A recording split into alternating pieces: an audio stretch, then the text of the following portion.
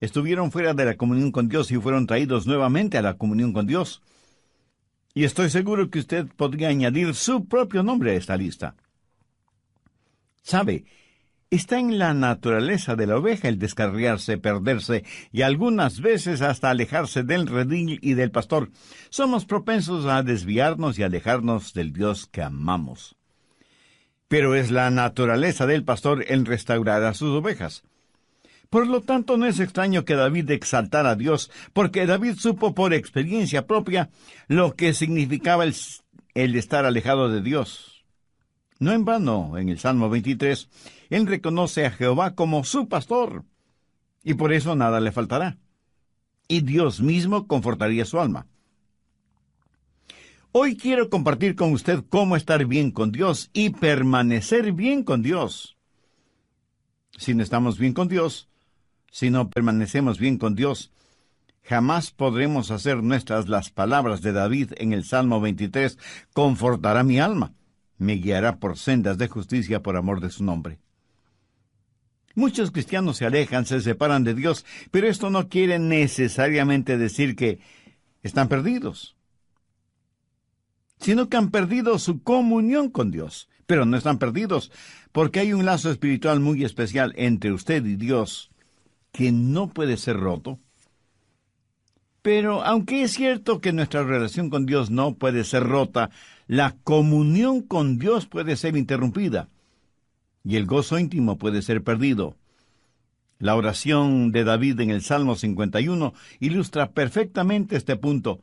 Vuélveme el gozo de tu salvación. David no perdió su salvación, pero sí perdió el gozo de su salvación, y quiso que ese gozo le sea restaurado. Y Dios le restauró, y por eso David pudo decir en el Salmo 23, confortará mi alma. Ahora, ¿cómo Dios nos restaura? Permítame compartir con usted 3 cosas maravillosas que he aprendido en el Salmo 23. Las he estudiado y meditado profundamente, y se han vuelto a mi experiencia personal. Primero, el ministerio del pastor.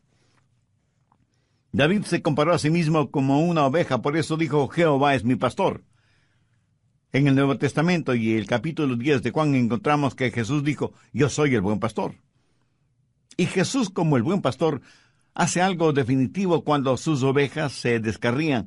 De paso, le diré que hay 3 clases de ovejas. Las necias. ¿Conoce usted a alguien así? ¿No? Pues mírese en un espejo y verá a una oveja necia. Las ovejas necias quieren hacerlo todo a su manera. Por lo general pensamos que las ovejas como animalitos dóciles y fáciles de guiar, pero eso no es cierto. A veces las ovejas pueden ser muy necias. Quieren ir por donde ellas quieren ir. Por lo menos así lo dice el profeta Isaías, todos nosotros nos descarriamos como ovejas, cada cual se apartó por su camino. ¿Queremos hacer? Pues lo que queremos hacer. Somos necios a la enésima potencia, y son las ovejas necias las que necesitan ser restauradas. Segundo, hay las ovejas descarriadas. Estas son las ovejas que involuntariamente se descarrían. Son las que descuidadamente se van por otro lado, y muchas veces caen en pozos de engaño, y se ven rodeadas de espinas y se separan de su pastor, van a lugares muy precarios y necesitan ser restauradas y traídas de regreso al redil. Y en tercer lugar, las ovejas enfermas, porque las ovejas pueden enfermarse. Hay muchos enemigos allá afuera en forma de enfermedades que pueden envenenar, o enredar, o herir a las ovejas. Y cuando se enferman, las ovejas necesitan ser curadas, sanadas, restauradas. Entonces es la responsabilidad del pastor el cuidar de sus ovejas. ¿Pero cómo lo hace? ¿Cómo el buen pastor restaura a una oveja necia? Si usted es como una oveja necia, ¿cómo puede ser restaurado? Bueno, el buen pastor tiene 3 instrumentos para hacerlo. Un báculo o cayado, una vara y una botella de aceite. Y él usa esas tres cosas para restaurar a una oveja necia. ¿Qué es el báculo o cayado? El pastor buscaba un arbolito que estuviera recién creciendo, lo sacaba de raíz, cortaba todas esas raíces, limpiando el resto del palo, y lo pulía todo prolijamente. Y en el muñón que formaban las raíces al extremo del palo, clavaba unos cuantos clavos o incrustaba pedacitos de metal, hasta que el báculo tenía un considerable peso. Era una poderosa arma en sus manos. Le servía tanto para defender a las ovejas de sus depredadores naturales como de ladrones de ovejas. También podía servirle como una jabalina, y pasaba muchas horas practicando hasta tener una excelente puntería. Así que ese báculo no solo le servía para defender sus ovejas, sino para defenderse él mismo de los ladrones, los lobos y las aves de rapiña que abundaban en las colinas y los montes. Pero a veces tenía que utilizar el báculo de las ovejas para corregir a las necias, y lo hacía en forma drástica y severa. Con el báculo rompía una de las patas de la oveja e inmediatamente la vendaba poniéndole un soporte y cubriendo la pata afectada con aceite. Y esto lo hacía hasta cuando la oveja se sanara. Él llevaba a esa oveja enferma en sus hombros y la alimentaba y vertía aceite sobre el vendaje, y cuando la pata se sanaba, ayudaba a la oveja a estar firme en sus patas. Pero esto es lo interesante.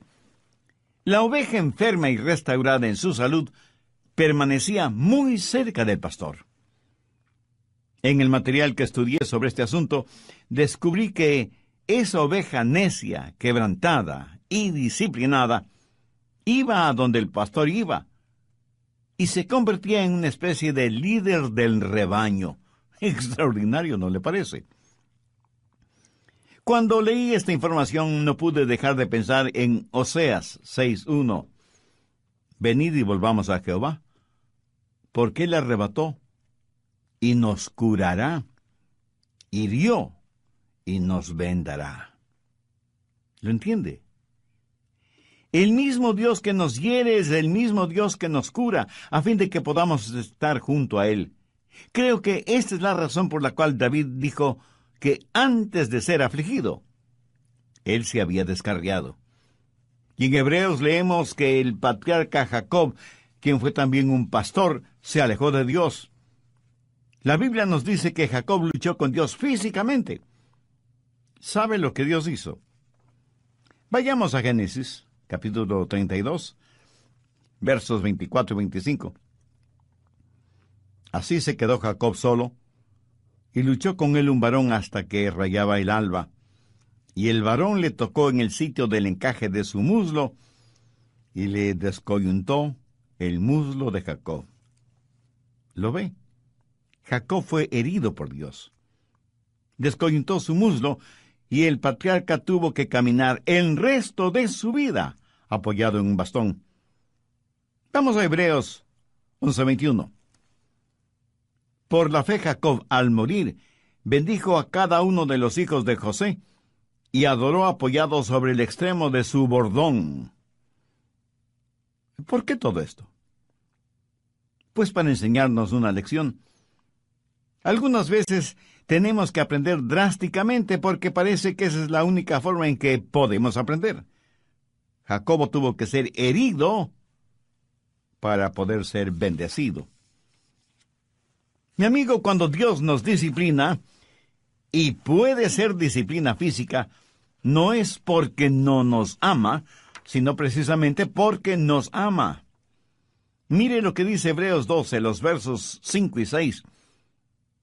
Y habéis ya olvidado la exhortación que como a hijos se os dirige, diciendo: Hijo mío, no menosprecies la disciplina del Señor, ni desmayes cuando seas reprendido por Él, porque el Señor al que ama disciplina y azota a todo el que recibe por hijo. ¿Qué padres llama realmente a sus hijos? No los disciplina cuando es necesario.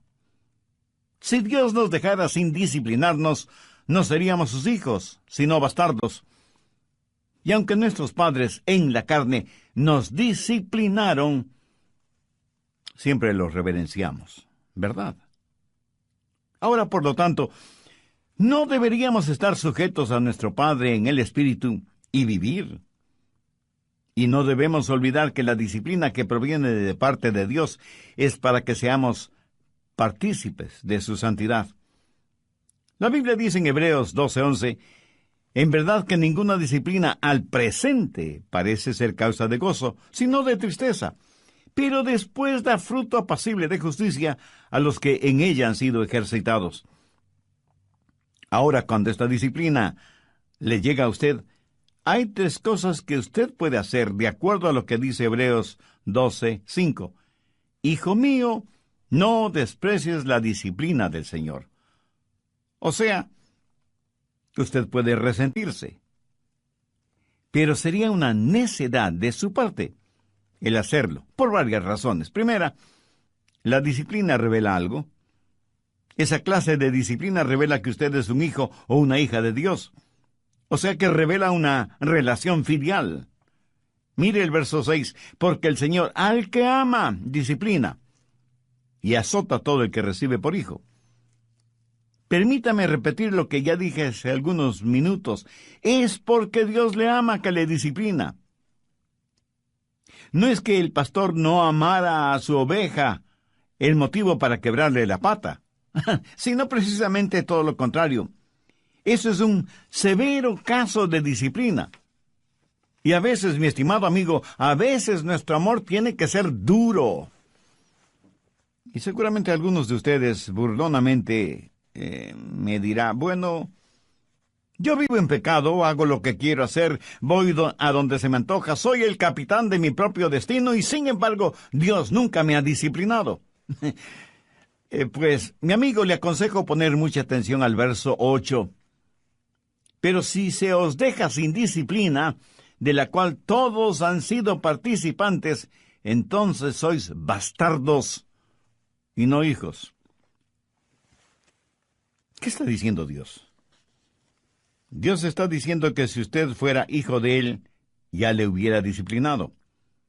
Pero si no es hijo de Dios, si usted declara que es un cristiano sin serlo, entonces usted es un bastardo.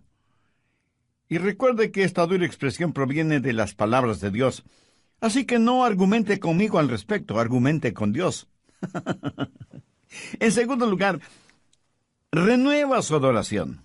En el verso 9 leemos, por otra parte, tuvimos a nuestros padres terrenales que nos disciplinaban y los venerábamos. ¿Sabe que hombres maduros no tienen ningún problema contando cómo sus padres les disciplinaban? Dicen, por ejemplo, mi padre cuando me disciplinaba con todas sus fuerzas. Lo interesante es que estas declaraciones las hacen con verdadero orgullo y dicen, les dábamos verdadera reverencia porque sabíamos que tenían definidos sus valores y paradigmas y por eso les amamos y les respetamos. Yo siento verdadera tristeza por niños que viven en hogares en donde sus padres no les aman y por lo tanto no les corrigen. ¿Sabe que la disciplina revela nuestra relación con Dios y renueva nuestra adoración? Ahora bien, si damos reverencia a nuestros padres terrenales, ¿no deberíamos dar adoración, respeto y veneración a nuestro Padre Celestial? Dios no está en el negocio de primordialmente hacernos saludables y felices, sino santos. Dios no le salvó para sencillamente llevarle al cielo. Ese es un beneficio extra. Dios le salvó para hacerle santo como Él. ¿Y cómo lo hace? ¿Qué es lo que la disciplina hace para restaurar a una oveja? Revela su relación filial, renueva su adoración y restaura su comunión con Dios. ¿Le gustaba a usted el ser disciplinado, castigado por sus padres, especialmente por su papá? Cuando usted era niño y su padre le iba a castigar, corría usted hacia su papá y lleno de gozo le decía: «Oh, esto es estupendo. Estoy feliz de que esto me suceda a mí. Mi papá me va a dar una buena paliza, pero me siento feliz. Bendito sea Dios». Papá, tú eres maravilloso y sabio. Gracias por castigarme. No, ni usted ni yo actuamos de esa manera, ¿verdad? Porque no nos gusta ser disciplinados, castigados, aunque hayan existido razones válidas para esa disciplina. Personalmente, cuando mi padre me castigaba, me disciplinaba, le debo confesar que él no me parecía ni amoroso, ni sabio, ni maravilloso. Así que, en primer lugar, menospreciamos la disciplina. En segundo lugar, no nos desmayamos frente a la disciplina. Mire el verso 5 de Hebreos 12. Ni desmayes cuando eres reprendido por él. ¿Alguna vez ha visto a un hijo o a una hija fingir desmayo cuando ve que el castigo es inminente? Bueno, yo lo he visto varias veces. Dios ejercita disciplina y la gente renuncia a Dios. Tiran la toalla. Se convierten en trotamundos espirituales y eso es algo terrible. Mi amigo, lo que hace Dios no es para que nos alejemos de Él, sino para que nos acerquemos a Él. No desprecie la disciplina. No finja desmayos frente a la disciplina. La Biblia dice que toda disciplina tiene un propósito específico. ¿Cómo maneja el pastor a una oveja necia? Con la vara de la disciplina. ¿Y qué de las ovejas que no son necias? ¿Qué clase de oveja es usted? ¿Necia? ¿Descarriada o enferma? Recuerde que Dios no deja de amarnos porque somos pecadores. Dios no nos ama más si somos menos pecadores, de acuerdo a nuestra propia opinión, ni nos ama menos si somos más pecadores. Dios nos recibe como somos, pero por el amor que nos tiene no nos deja como somos, sino que nos va perfeccionando cada día para que lleguemos a ser a semejanza de su Hijo Jesucristo. Esta esperanza también podrá ser suya si tiene una relación personal con Dios por medio de Jesús. Pudiera ser que usted sea una persona muy popular, carismática, muy importante e influyente en el nivel político, social y financiero. Desde el punto de vista del mundo, usted es un hombre de éxito. Pero, ¿qué piensa de usted, su esposa, sus hijos, sus amistades íntimas? ¿Qué tan importante es usted en sus vidas? El hecho de ser tan importante pudiera ser que le abra todas las puertas materiales, sociales y políticas, pero jamás le abrirán las puertas del cielo. Dios no le ama porque usted es importante. Usted es importante porque Dios le ama. ¿Lo entiende?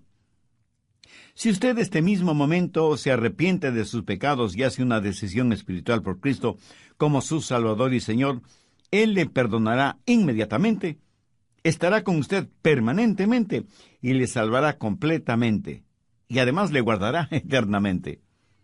Recuerde que la decisión que usted haga o no haga este momento tendrá repercusiones eternas.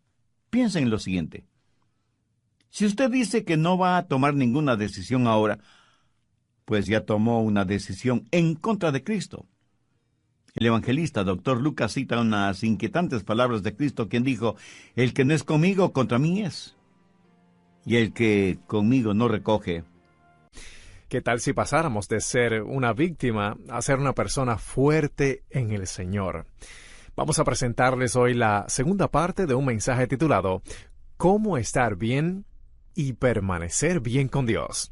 Aquí está con nosotros ya el Dr. Adrián Rogers en la voz del pastor Lenin de Llanón.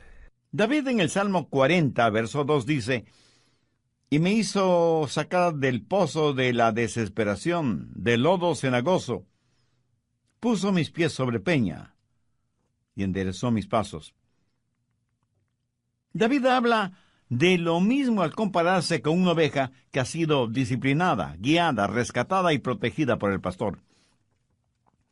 Algunas veces una mamá oveja, por estar pastando por aquí, por allá y más allá, se olvidaba de su pequeño corderito.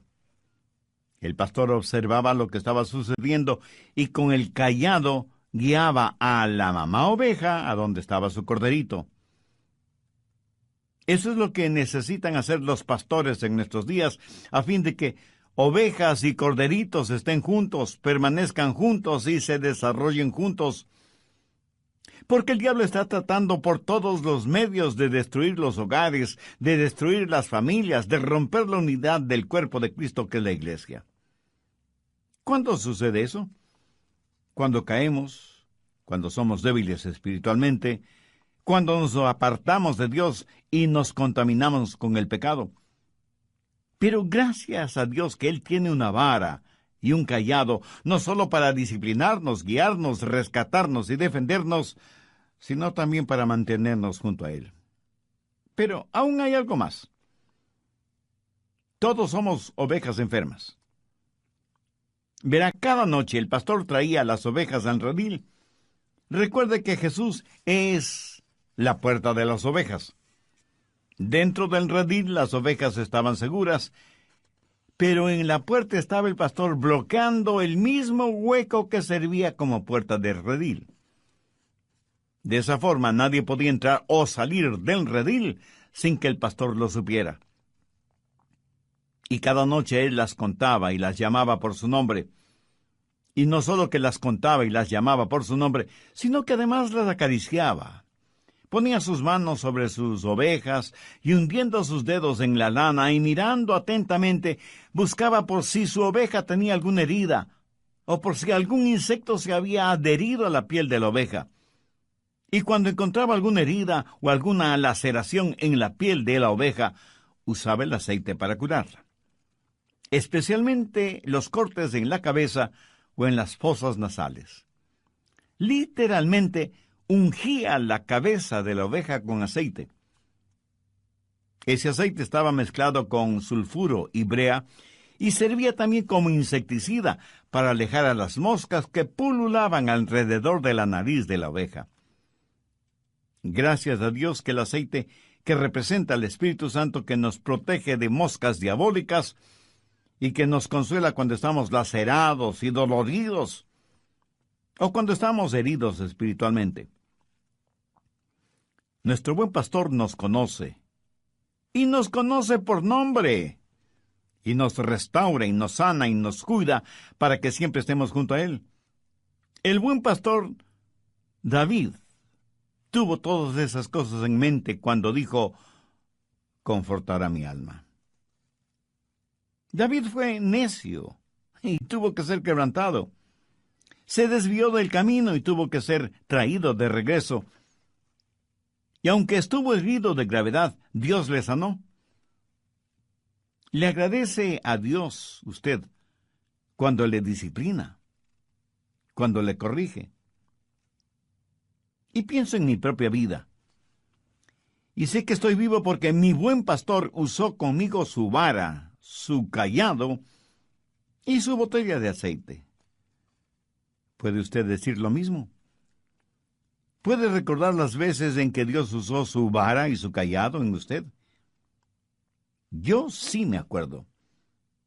Pero Él no solo ha usado su vara y su cayado en mí, sino también su aceite curador, sanador, renovador. Yo doy gracias a Dios por su Hijo, mi buen pastor, el que conforta mi alma. En tercer lugar tenemos la maestría del pastor. El buen pastor no solo que restaura nuestra alma y nos guía por sendas de justicia, pero para restaurarnos Él tiene que tener dominio sobre nosotros. Y cuando tiene dominio sobre nosotros nos guiará, será nuestro maestro, nuestro mentor. ¿Sabe cuál es el triste problema para muchos seres humanos? Que están más interesados en ser restaurados físicamente que en ser sanados espiritualmente. Si es que usted no camina desde la restauración hasta la justificación, usted estará de regreso a los mismos viejos problemas. Muchos quieren caminar rectamente, pero no en el camino de la obediencia a Dios. Recuerde que a quien mucho se le ha perdonado, mucho debe amar.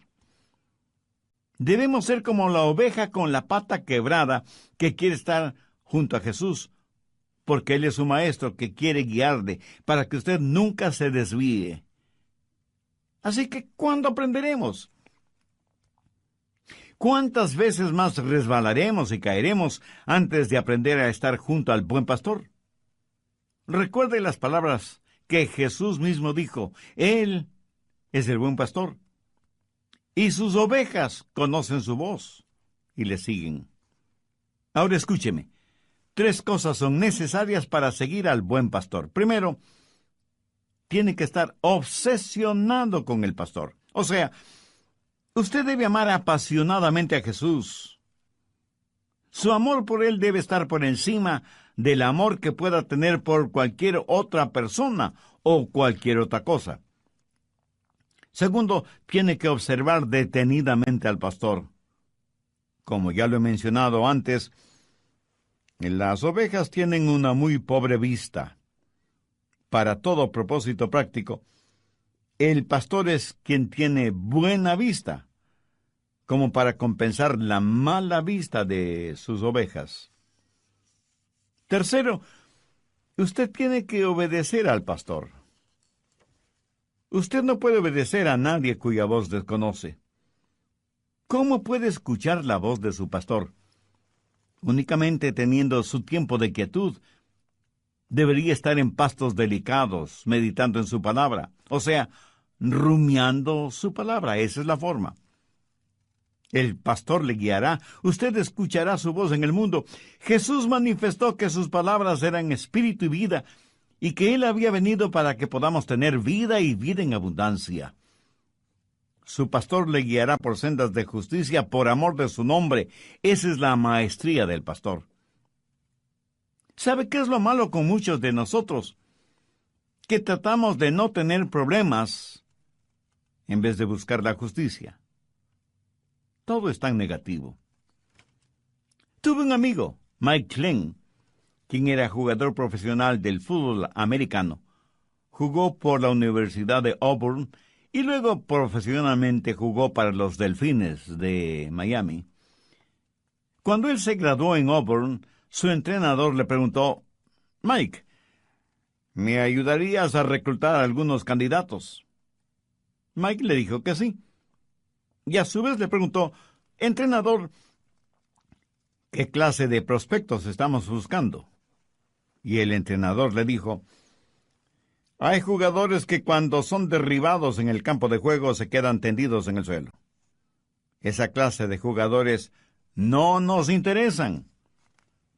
Cuando un jugador es tumbado y se pone de pie inmediatamente y nuevamente es tumbado y vuelve a ponerse de pie, tampoco es el tipo de jugador que buscamos.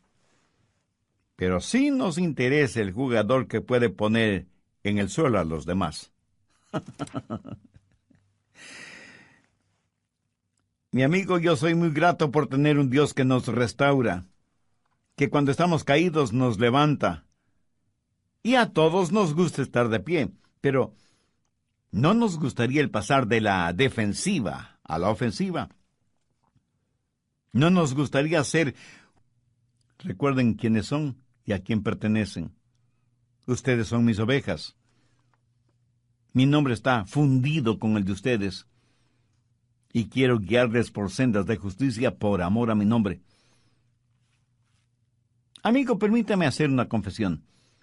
Yo preferiría morir antes que traer deshonra a mi esposa, mis hijos, mis padres y sobre todo a Dios. ¿Quién me da la fortaleza?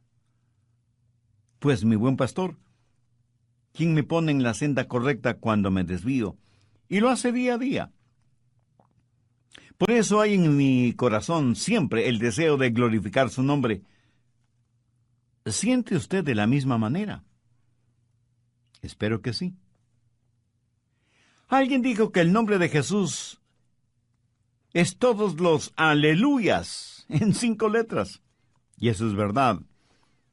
Usted y yo seguramente conocemos a personas sumidas en el pecado, y ningún mero mortal puede salvarles. Pero hay un nombre, un precioso nombre, que perdón y pureza puede darles.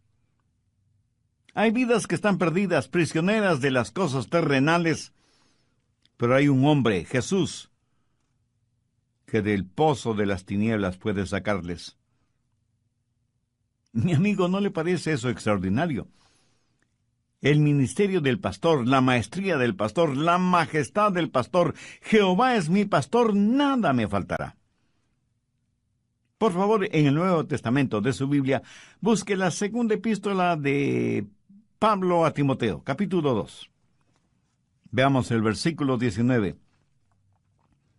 Pero el fundamento de Dios está firme, teniendo este sello: conoce al Señor a los que son suyos, y apártese de iniquidad todo aquel que invoca el nombre de Cristo. Jehová es mi pastor. Nada me faltará. En lugares de delicados pastos me hará descansar, junto a aguas de reposo me pastoreará. Confortará mi alma. Me guiará por sendas de justicia, por amor de su nombre. Aunque ande en valle de sombras de muerte, no temeré mal alguno, porque tú estarás conmigo. Tu vara y tu cayado me infundirán aliento. Aderezas mesa delante de mí en presencia de mis angustiadores. Unges mi cabeza con aceite. Mi copa está rebosando. Ciertamente el bien y la misericordia me seguirán todos los días de mi vida, y en la casa de Jehová moraré por largos días. Mi amigo, mi amiga, ¿es Jehová su pastor? Como una oveja tímida, indefensa, manchada y descarriada, ¿no quisiera sentir la amorosa y protectora mano del pastor sobre usted? Si usted aún no tiene una relación personal con Dios por medio del Señor Jesucristo, le invito a hacer esa decisión, la más importante decisión de su vida. Piense en lo siguiente. Si usted dice que no va a tomar ninguna decisión ahora, pues ya tomó una decisión, pero es una decisión en contra de Cristo. El evangelista Dr. Lucas cita unas inquietantes palabras de Cristo cuando dijo: el que no es conmigo, contra mí es, y el que conmigo no recoge, desparrama. Voy a decir una sencilla oración, y si usted así lo desea, repítala conmigo, pero dígala con fe, sinceramente, depositando toda su confianza en Jesús. No se sienta incómodo hablando con Dios. Aún silenciosamente podrá hablar con Él, porque Él conoce las intenciones y motivaciones de su corazón.